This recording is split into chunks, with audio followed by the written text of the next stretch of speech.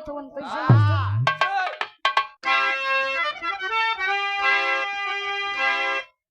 भूमि भूपति विभूषित हुए शौर्य से 14 विद्या के राजा हो ज्ञाता रहे।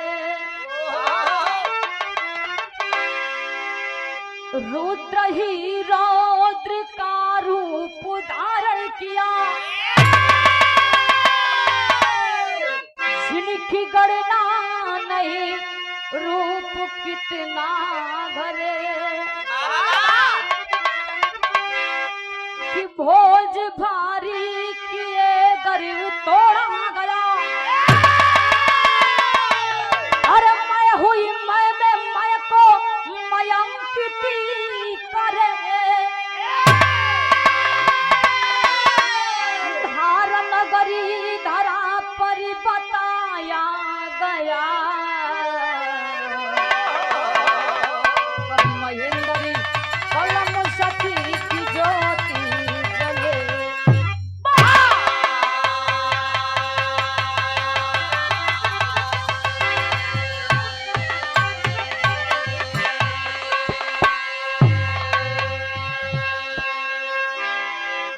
बड़ा ही सुंदर विरह के अंदर मास्टर एक लाइन कव्वाली का अंदाज हो।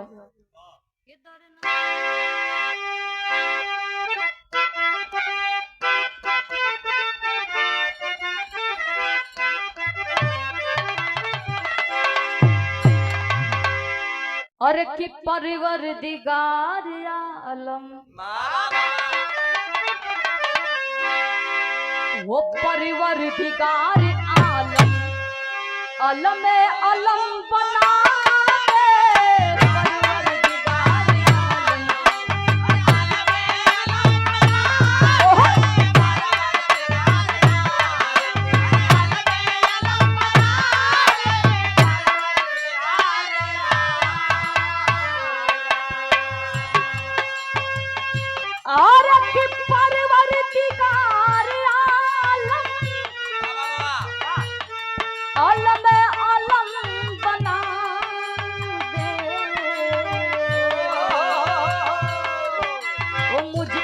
करो इनायत, अरे मुझ पे करो इनायत, तकदीर को सजा मुझ पे करो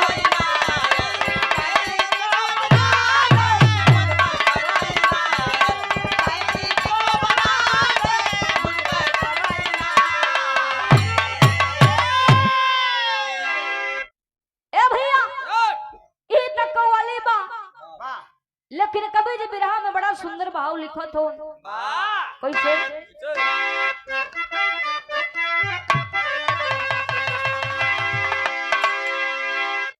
अरे कि राजा थे भोज ज्ञानी, अरे कि राजा थे भोज ज्ञानी, कि गरिमा महान थी।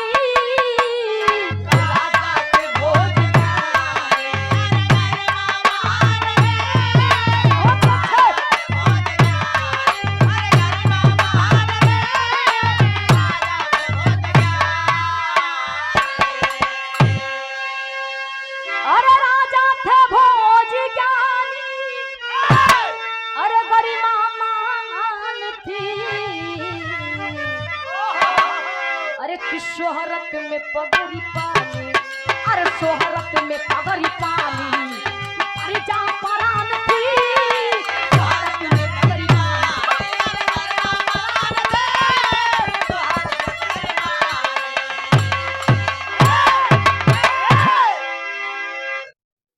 जैसे हमारे विराह का शुरुआत हो गई मास्टर, नजम का भाव लगा।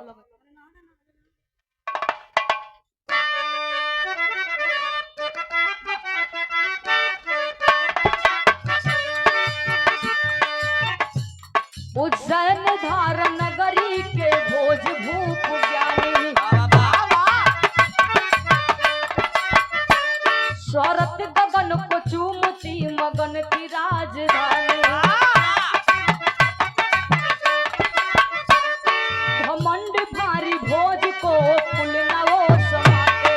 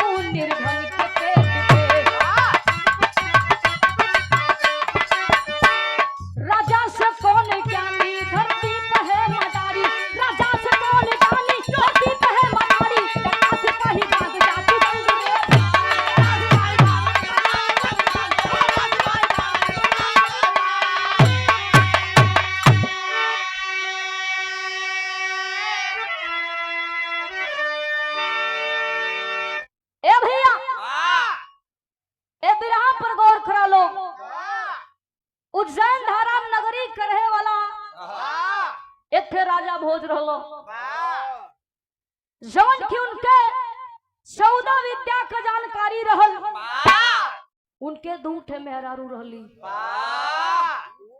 हो पहली पत्नी का नाम बतावल गई सत्यवती और दूसरी की पत्नी का नाम बतावल गई भानुमती। राजा साहब के जब 14 विद्या का जानकारी रहल, राजा साहब मने मने उनकरे अंदर घमंड हो गई। देखा भैया अहंकार घमंड में जेकरे अंदर हो गई ओकर एक न एक दिन सर्वनाश निश्चित बा।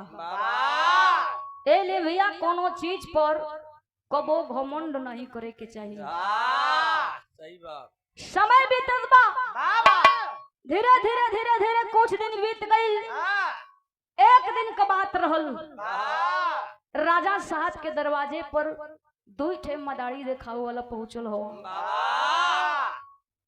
लेकिन देखा तो भैया लोग जे राजा महाराजा खूब बड़ घर को रहेला, 2 ठे पहरेदार जरूर लगल रहल। अब तो लिखा था दुआरी पर कि कुत्तों से दूर रहिए, कुत्तों से सावधान। 2 ठे पहरेदार भैया लगल हो। दोनों मदारी वाला गई हवन, हाथ जोड़ के कहथन कि भैया भवन के राजा साहब से मिले के बाद। ए भैया दोनों मदारी वाला डांट कर कहते हैं कि अरे तुम राजा साहब से मिलकर क्या करोगे। मदारी वाला हाथ गोड़ जोड़ो थोन कि भैया हम राजा साहब से मिले खातिर आइल बानी, कुछ अपन हम कला देखावल चाहत बानी, कुछ और विद्या भी उनके देवल चाहत बानी।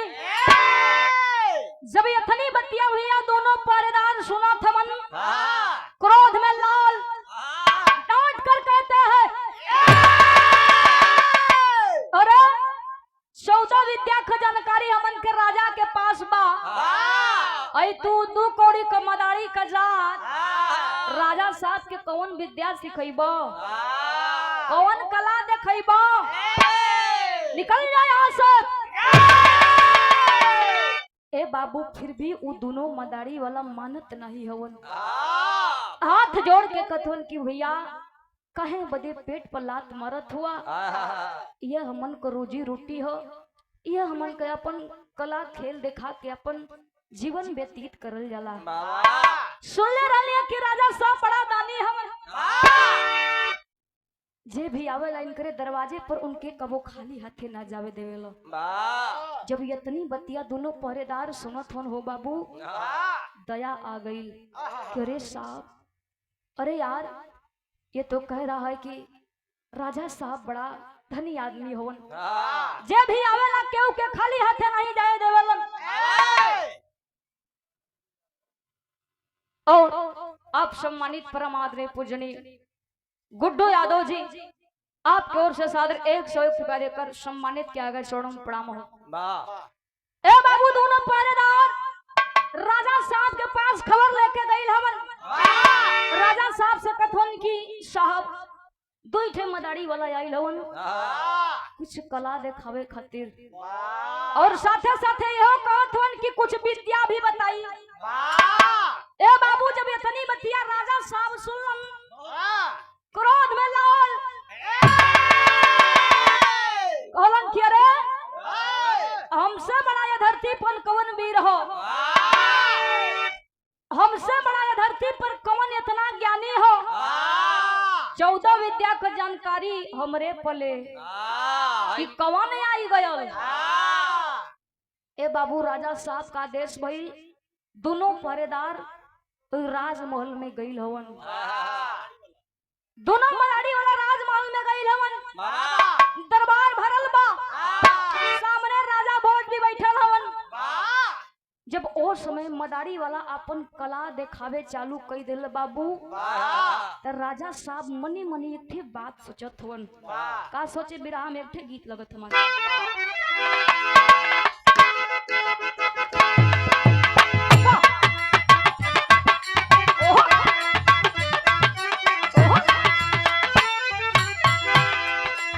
ओहे तरबा कोनो प्रेमी या प्रेमिका के बीच का बात बा। प्रेमिका का शादी हो गई बा, अपना ससुराल चल गई बा, वहां से फोन लगावत बा अपना जानू के लोगे का कहे अब बात न हमसे होई सुनाए मोर करेगा।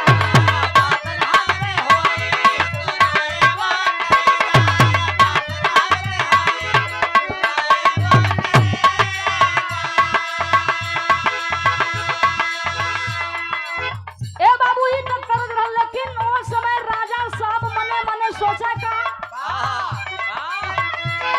सोचे ये राजा ज्ञानी देखो कितना पानी सोचे ये राजा ज्ञानी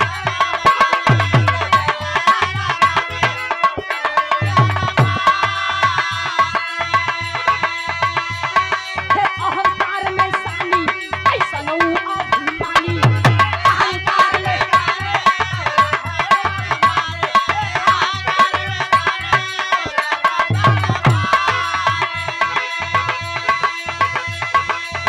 जादूगर खेला दरबार कइले जादूगर खेला दरबार कइले भागा के ऊपर उछलमार फेंके ए हो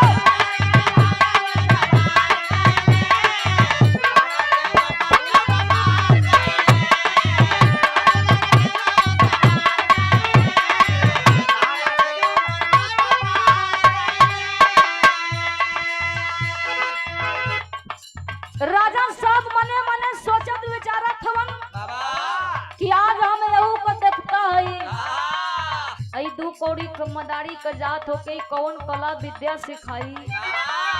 आज देखो थी एकरे में कितना पानी हो। ए भैया मदारी वाला अपन कला लगल देखावे। ओ मदारी वाले के पत्नी का नाम संजोग से सत्यवती ही रहल। पहिल की कला देखावत हवन। एक ठे कच्चा धागा रहे बाबू, उ धागा मदारी वाला जमीन से आसमान में फेंक देहलस, लेकिन उ धागा जमीन से 3-4 फुट ऊपर रहे और ऊपर जाके पता न कहाँ जाके अटक गई रहे। अब लोग देखत हन भैया मैं कपारे पर हाथ धोई ले लो, मने मने सोचत विचारत हन कि अरे बाप रे बाप हई मदरिया का देखा ई देखत तनी हई जमीनियो छोड़ले हो, आई धगवा जाए के टिकल कहाँ हो। लोग सोचत हन केहू का दिमाग काम करत ना हो। जब दूसर की कला दिखावे के रहे तो ओ समय मदारी वाला अपने पत्नी के राजा साहब के सौंप देहलो।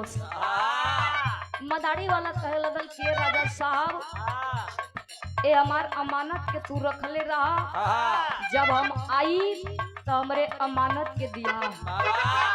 मदारी वाला कैलस का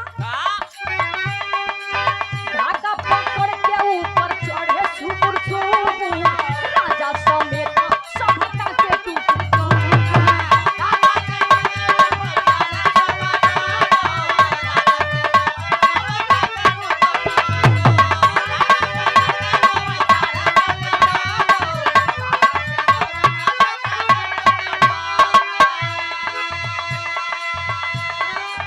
गर्दन कटल नीचे यार गिरले ए हो गर्दन कटल नीचे यार गिरले काम में सारा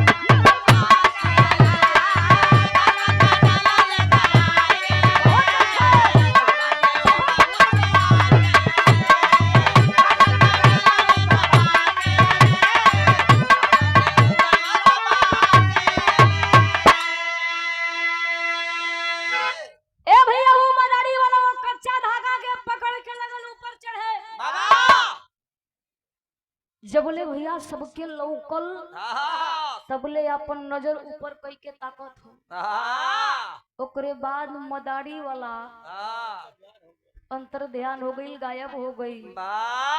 अब केहू कोई उरी दिमाग काम ना करत हो, बुद्धि फेल हो गई। मने मने सब दिमाग लगावत हो कि रे धगवा फेंकल ठीक, जाके अटकल ठीक, लेकिन ई जाए के सरवा कहाँ अटक गई, कुछ समझ में आवत ना बा। समय बीतत बा, धीरे धीरे धीरे धीरे कुछ क्षण बीत गई। तबले मदारी वाला का ऊपरा से धड़वा कट के भुइया गिर गई। अब दौड़ गिरी भैया तो शरीर गिरबे करी। लोग औरी अचंभित खा गिल, करे बाप रे बाप, ऊपर से कर नटई कट के गिरल हो, कुल का देखे के मिलत हो, कई मदरिया हमन के फसावत ना हो। हाली हाली भैया उठा पठा के लोग लेके गई हवन शमशान घाट पर। जब चिता में आग लगावे जात हवन, तब तक उनकर जवन मेहरारू रहली सत्यवती, उनकरा के पता लगी गई। जाए के अपने पतिदेव के साथे वो चिता में शहीद हो गई, जरा लगली। ए बाबू दाह संस्कार कई के लोग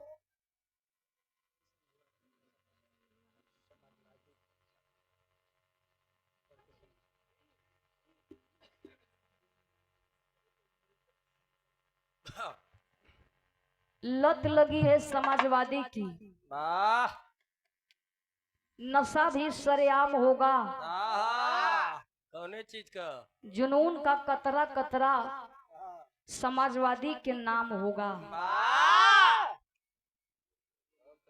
जय मुलायम, जय आंचल, जय मुलायम, जय आंचलवादी,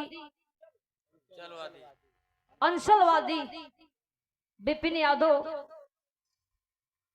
का लिखले बा भैया, दे दा उनके चश्मा वाला के। विपिन यादव खटंगी बलिया की धरती से। क्या बात है। आपकी ओर से इस सादर 51 रुपया देकर सम्मानित किया गया। छोड़ो प्रणाम, जय समाजवाद, जय अखिलेश। ए भैया लोग दाह संस्कार कई के जब राजमहल में आइल हो, धीरे धीरे सांझ का पारा होत बा, खीरनी अभी डूबे वाली बा, खीरनी अभी डूबल नहीं खे। तोले मदारी वाला आई के सबके सामने खड़ा हो गई। अब तो केहू कोई औरी दिमाग काम ना करत हो, कहत किए भैया तू का करे जया लौआ, अपने खून खानदान में जैता हमन का कौन कसूर कौन गुनाह गलती कैले ही किए जय आ गईला। ए भैया मदारी वाला कदबा के राजा साहब, तू दिनवे में सपना देखे लगला, हम भूत ना आई, हम ओहे मदारी वाला है जो धागा के पकड़ के ऊपर चढ़ल रहली। एक थे हमार बात सुना, अब हमरे मेहरारू के दा, अब हम चली दूसरे ओर। अरे बाप रे बाप, लोग लगला से कपार खजुआवे की देखा हो हो मरल हो, एकर शरीर कट के भुइया गिरल है, एकर मेहरारू साथ में जर गईल है, इहो मर गल हो। कौने मेहरारू का बात करत हो, कहीं राजा साहब के मेहरारुआ का नाना बात करत हो। मदारी वाला कदबा की सुना राजा साहब,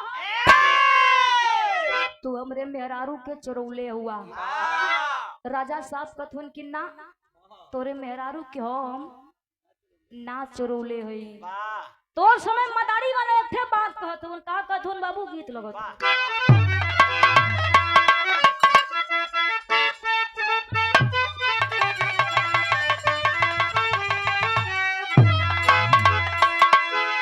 देखा भैया हमरे माता बहनी लोग बियाह शादी में बड़ा निमन से गीत के गावैली, जैसे कि आज गावत हुई लोगों। जब मड़वा में डाल पूजैया होला तब बड़ी लहाई के गावली चाचा। कैसे गावली, अरे किन्नथिया ले आइला समधी पिया ने मुनी के,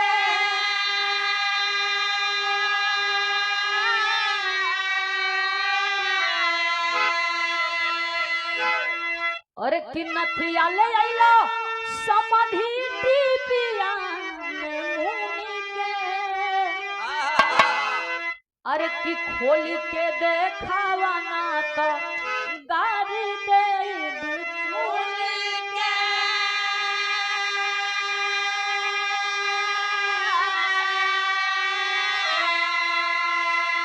ओ समय मदारी वाला एगो बात कहे राजा साहब से का कहे बाबू कि बोला है मदारी तू ता पारा तू राचारी हो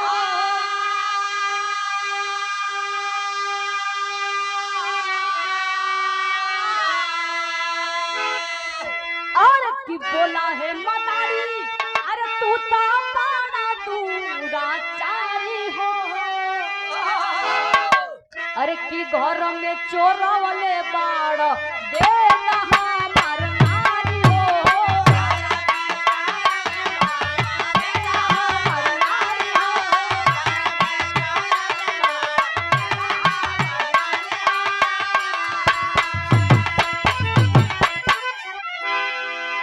ए भैया मदारी वाला राजा साहब से कहथन कि सुना राजा साहब तू हमरे मेहरारू के चरौले हुआ हमार मेहरारू यही महल के अंदर बा तब राजा साहब एक बात कहथन का कहला अरे तिम में हारा तोहारा जब की महला मिली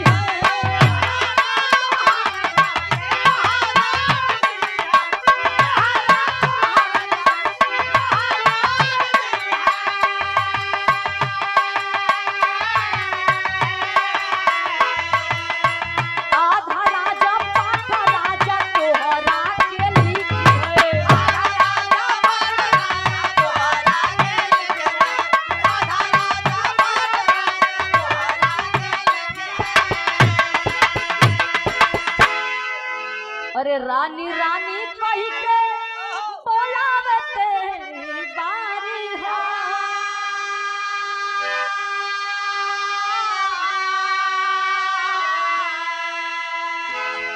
अमल से में हरिया के गइल से कवारी है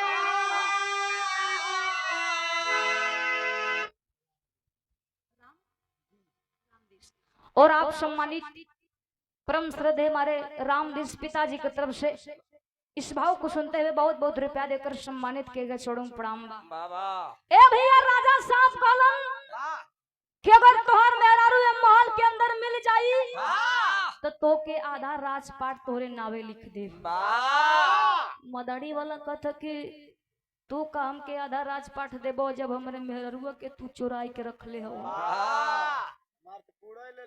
हाँ लोग वर्गे वर्गे सुनत हो मने मने विचार करत हो कि आई देखाई मदारी का जात हो के सरवा राजा साहब के ऐसन बात बोलत हो तौले भैया मदारी वाला अपने मेहरारू के लगला बुलावे कहला कि सत्यवती ए हमार सत्यवती ये है सत्यवती तू उनकर मरद हुआ अरे हम ऊपर बात करत थी अरे कहाँ मारू हो तबले भैया जब ये तनी बतिया मदारी वाला कहत हो सत्यवती वही महल के अंदर से आई के मार हंसत मुस्कुरात आवत तारी अब हर अकवारी जाए के मदारी वाला के धोई लेली अब लोग का आँख तो अनहराई गई भैया देखत हन कि अरे बाप रे बाप यही दिखाई दोनों मदरियन वाला मर के भी वापस से आई गई कौन खेला खेला थोन हमन के खुद ना समझ में आवत हो ए बाबू राजा साहब भी पगला गइलन राजा साहब मने मने एक ठे विचार कैलन कि अरे यार हमके 14 विद्या के जानकारी हो ई 15वां विद्या कहाँ से जानले राजा साहब मदारी के पास जाके कहथुन हाथ लगले जोड़े कहथुन कि हमके तो 14 विद्या के जानकारी है लेकिन तू 15वां विद्या कहाँ से सिखला मदारी वाला कहत बात कि तू जानल चाहत हो ना कि 15वां विद्या कहाँ से सिखली तो एक ठे काम करे क्यों, एक ठे हमारे शर्त हो, हमके महल से कुछ दूरी पर ले जाए के छोड़े के होई, ओकरा बाद हम बताई। भाई का बाबू तेरी के भाव लगत।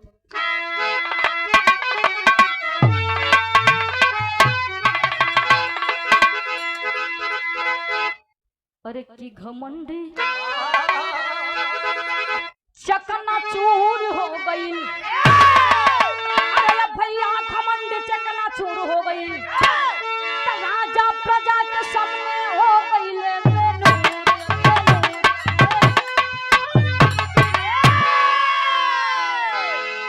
हारमोनियम का आवाज कम कर दो थोड़ा सा, ऊपर थोड़ा करो। चलो। राजा प्रजा के सामने हो गई ले बेनूर, घमंड चकनाचूर हो गई। राजा साहब का घमंड भैया वही जे चकना चूर हो गई, चूर हो गई। ऐसे हम बतावत तने भैया कि कबो घमंड अपना जिंदगी में कोनो चीज पर ना करे के चाहिए। 2-4 दिन की जिंदगी है भैया, हौस खेल के बिता लो, का जरूरत है घमंड कैला को। हाँ तो झरू गई लोग, शरीर मटिए में मिली, का जरूरत है घमंड झूठा के कैले को। ए भैया वो समय राजा साहब वो दोनों मदारी वाला के कुछ दूरी पर ले जाए के छोड़ा थवन, सामने गइलन बाबू, धीरे धीरे कुछ दूर पर पहुंचा थवन, एक ठे जंगल रहल। वही जो दोनों मदारी वाला खड़ा हो गइलन, दोनों मदारी वाला कहे लगलन कि तनी तू पीछे घुमा। राजा साहब अतोले मदारी वाला आपन रूप धारण कर लेलो, असली रूप में हो गइलन। मदारी वाला भैया रहला भगवान भोलेनाथ, और जौन उनकर पत्नी रहली पार्वती जी रहली। ये बाबू जब राजा साहब देखा थन गोड़वा पर गिर गइलन, कहलन कि बारे प्रभु तू ए रूप में हमसे बड़ा गलती, बड़ा गुनाह हो गई, हमके क्षमा कर दा, हम ना जानकारी में ऐसा कदम उठा ले रहली। भगवान भोलेनाथ जी कहलन कि तुमको 15वां विद्या सीखना है ना? कहलन कि हाँ। बाबू बतौलन वो समय राजा साहब गईना का गीत लगत हो।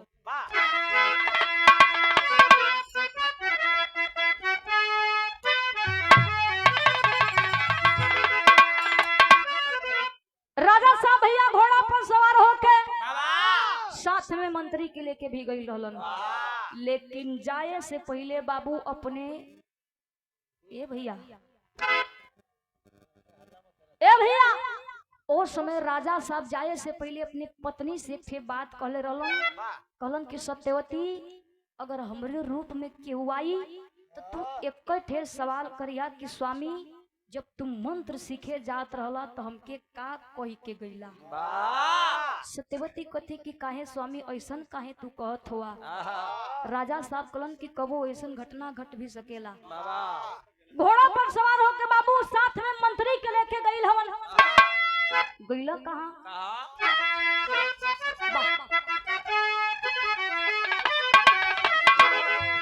अरे कि अमर गुरु मिल गईल बनवा, अरे कि अमर गुरु मिल गईल बनवा, बनवा के सिखले हो राजा।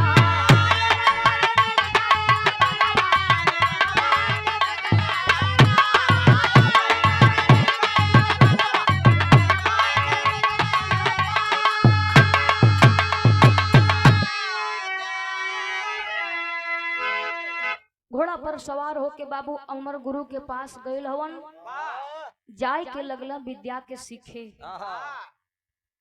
अमर गुरु जी कहलन के देखा चारों तरफ घूम के देखला केहू विद्या के सीखत तना न हो।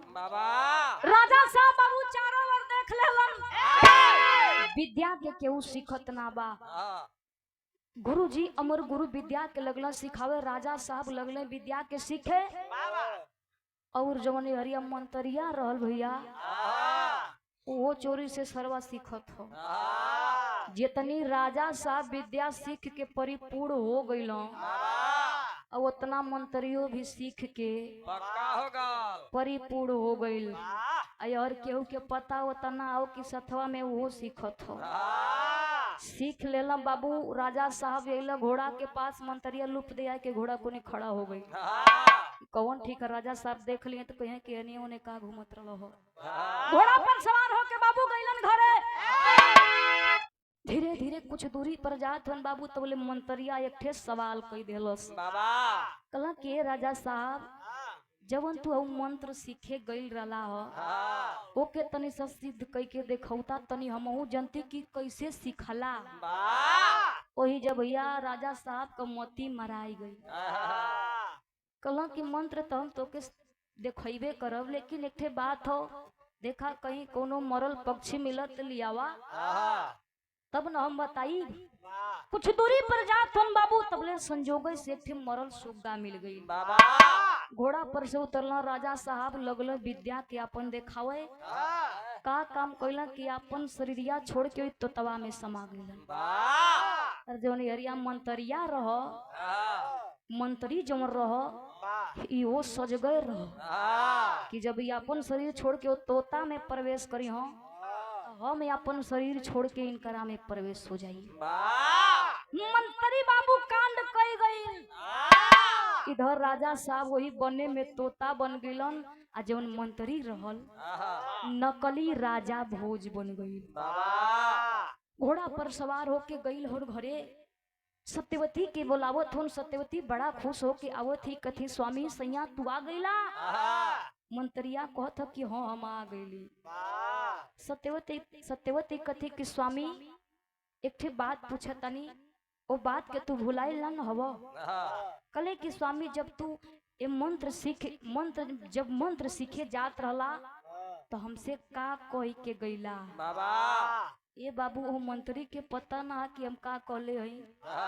मंत्री बा कहत बा कि कुछ त ना कहले रहली। तब तक बाबू सत्यवती पहचान जाती है कि कोई बहुरूपिया है, डांट कर भगाती है। फिर निकल जाओ यहाँ से, तुम हमारे राजा नहीं हो, आप हमारे स्वामी नहीं हो, उन्हें के रूप में तुम कोई बहुरूपिया हो। ए बाबू धक्का मार के निकाल देली। लेकिन जो दूसर की पत्नी रहली भानुमती, उनसे कुछ नहीं कहले रहल। जाए कि मंत्री उन्हीं के साथे रहे लगलन। धीरे धीरे धीरे धीरे कुछ दिन बीत गई। तब तक मंत्रिया एक ठे बात ऐलान कर देलो। जितनी राज दरबारी रहल भैया, मंत्री कहे लागल कि जे मरल तोता लेके आई ओके एक ठे सरफी, आ जे जिंदा तोता लेके आई ओके 2 ठे सरफी। और राज दरबारी सुनला तो ललच न गइल कि तोता लिया के देवे में का होत, ओकरे बदले में हीरा मोती कुल मिलता। ए बाबू जे जिंदा तोता लेके आवे ओके मंत्री 2 ठे सरफी दे, आ जे मरल तोता लेके आवे ओके 1 ठे सरफी। फिर कुछ लोग मने मने दिमाग लगावे लगन कि हाय देखा रजबा पगला ना न गइल हो। जब से मंत्र सीख के आइल हो, ई कैसन हरदम मरल तोता जिंदा तोता का बात करत हो, कुछ समझ में नहीं आवत हो। ए बाबू तोता के तलाश में राज दरबारी गई हवन वही बने में। लेकिन देखा हो बाबू वही बनवा में राजा साहब तोता बन के पड़ल हवन। जाए के राज दरबारी पकड़ लेलन, पकड़ के लगलन लेके जाए। कुछ दूरी पर गई हवन, तब तक राजा साहब बोल देलन। कहला कि भैया हमके तू कहाँ लेके जात हुआ तो लोगन। ए बाबू जब तोतवा के बोलल लोग देखल कि अरे मर्दे है देखा तोता का जात हो के आदमी मतिन बोलत हो। फिर कथन कि चला सिखावल पढ़ावल हुई, जियावल पालतू तोता हुई, बोलत हुई। फिर कुछ दूरी पर गई हवन, तब तक कहथन कि ए भैया तो लोग एक लेके जा के का पैबा, हम क्या कहाँ लेके जात हुआ। तब तक राज दरबारी कथन की जानल चाहत हुआ ना, एके लेके जाइए तो हमन के 2 ठे सरफी मिली। ए बाबू जब ये तनी बतिया राजा साहब सुनलन, कथन तो लोग के सरफिया चाहत ना तो हमके चंदा साहूकार के लगे पहुंचा दा, तो लोग के 2 ठे सरफी के बदला में 10 असरफी दिलवा दे। लोग यौरी ललच गइला कि अरे बाप रे बाप, उधर राजा साहब 2 ठे सरफी देवे के बात करत हन, इधर तो 10 ठे मिलत हो। थोड़ा हटवा ना लेके जाल जी, चलो जी चंदा साहूकार के घरे पहुंचावल जी। चंदा साहूकार के घरे पहुंचा देलन। ओकरा बदला में बाबू 10 ठे सरफी मिल गई, अपन खूब अछर उछर खुश होके निकल गई। धीरे धीरे समय बीते लागल हो बाबू। एक दिन का बात रहल, वही पिजड़ा में बाबू तोता लगल रोए। भइल का मास्टर गीत लगत।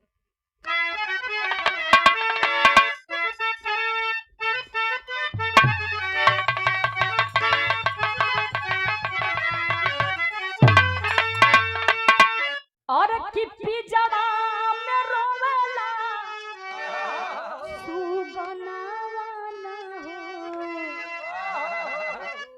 अरे कि पिजड़ा में रोवेला, अरे कि सुगनावा ना हो। जाके पूछे साहूकार।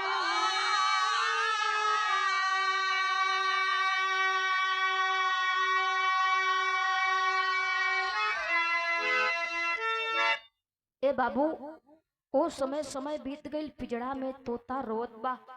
चंदा साहूकार देखलन, मने मने सोचे लगलन, उनके रह ना गई, जाए के पूछत हन कि अरे इतना दिन हो गई तू रोवला ना, लेकिन आज तो के एकाएक अचानक का हो गई कि तू रोवत हुआ। ए बाबू उ तोता अपन सारी बात जंगल वाली बता देहल चंदा साहूकार के। कहलन कि हमरे साथी ऐसन ऐसन घटना घटल बा, मंत्री हमरे संगे बड़ा छल कपट कैले बा। एक ठे काम कह देता, हम राजा भोज हई, हमके अपनी पत्नी के पास सत्यवती के पास हमके पहुंचा दा। ए बाबू जब इतनी बतिया सुनलन राजा भोज, चंदा साहूकार जब इतनी बतिया सुनलन कि राजा भोज हवन, कहलन कि अरे बाप रे बाप, तू एह रूप में हमके पता ना रहल कि तू ये तोता के रूप में हमारा संगे इतना दिन बितावत आ रहा। ए बाबू झोली में छुपाई के सत्यवती की लगे लेके गई वही राज दरबार में। सत्यवती के बोलावत हन, सत्यवती बड़ी खुश होके आवत ही, तब तक वही झोलिया में से तोता बोल देहला। सत्यवती पहचान गई कि हमार स्वामी का आवाज लगत हो। हाली हाली बाबू घर में बोलावत ही, पानी दाना करावत ही, पानी पी लेला। चंदा साहूकार चल गईलन। ओ समय राजा साहब अपनी पत्नी के सारी बात वो जंगल वाला बता देलन। बाबा कहलन कि सत्यवती एक ठे काम करा कि वो मंतरिया के तू अपने महल में बुलावा, आ एक ठे तू उसे काम पूछिया कि जवन तू मंत्र सीखे गई रहला हमके तनी से सिद्ध कई के देखावा। आ एक ठे इहो बात कहिया कि स्वामी तो के चिन्हे में बड़ा देर हो गई कि तू हमारा स्वामी रहला। ए बाबू सत्यवती आदेश देली। ओ समय मंत्री राजमहल में आइल हो सत्यवती के पास, बड़ा खुश बा, मने मने एकदम ओकरे खुशी का ठिकाना ना हो।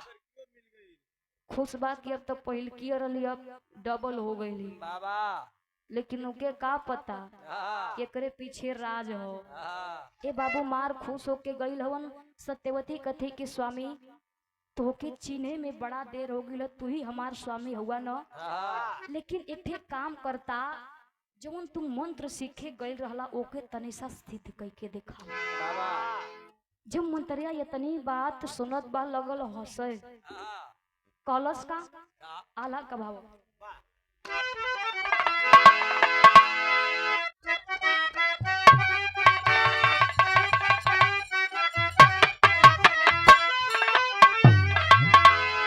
वो रानी का बात सुन के,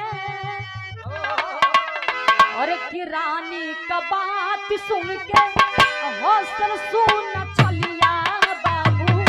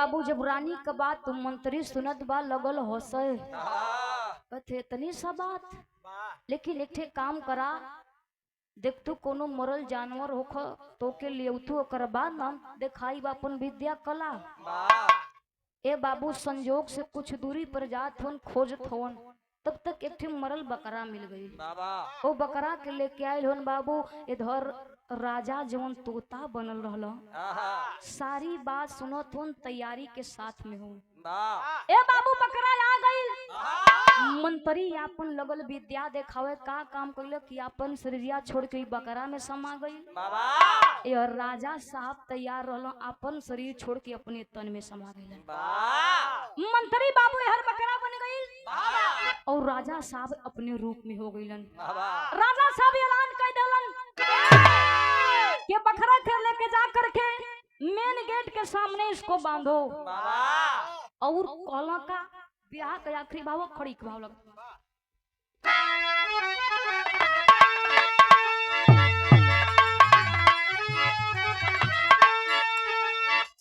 एक पत्ती और बढ़ जा मास्टर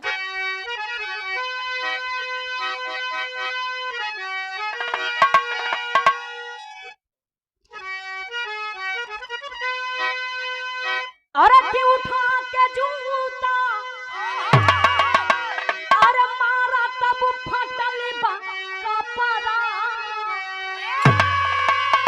अरे उठा के जूता मारा अरे के तब फटल बा कपड़ा तो छोड़ ले तू खवा में घर पिया हो मंतरी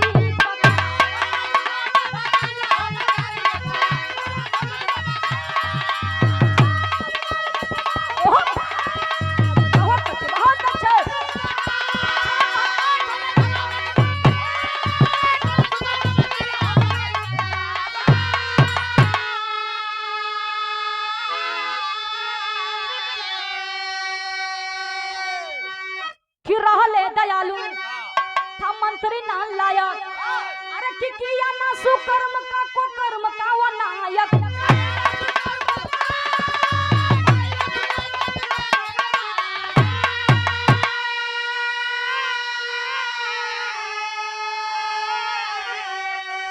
अरे कि मेन गेट पर कायम आज बा ओकर मकबरा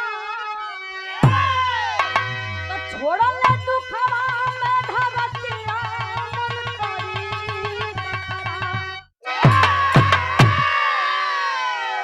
ए बाबू राजा साहब ऐलान कर दिलन के बकरा के लेके जाके मेन गेट के सामने बांधा और जे महल में अंदर आई महल के अंदर जे प्रवेश करी ये बकरा के 5 जूता मार के जाई और जो ये महल से बाहर जाई फिर भी वो बकरा के 5 जूता मारी के जाई ए भैया जे वो महल के अंदर जाए बकरा के 5 जूता धोई के जाए जब महल से बाहर आवा फिर भी वो बकरा के 5 जूता मारी के निकले